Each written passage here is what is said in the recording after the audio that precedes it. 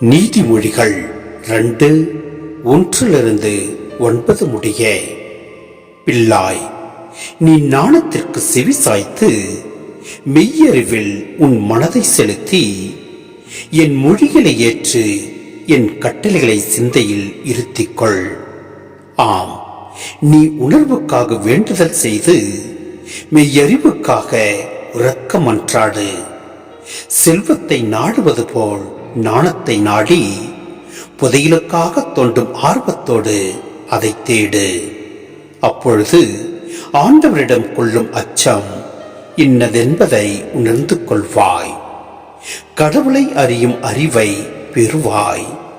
ஏனெனில் நாணத்தை அளிப்பவர் ஆண்டவரே, அறிவிற்கும் விவேகத்திற்கும் ஊற்றானவர் அவரே. நேர்மையாளருக்கு அவர் துணை செய்ய காத்திருக்கின்றார்.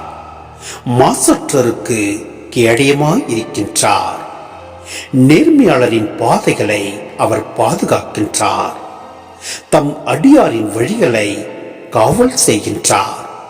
எனவே நீ நீதியையும் நியாயத்தையும் நேர்மையையும் நலமார்ந்த நெறிகள் அனைத்தையும் தெரிந்து கொள்வாய்.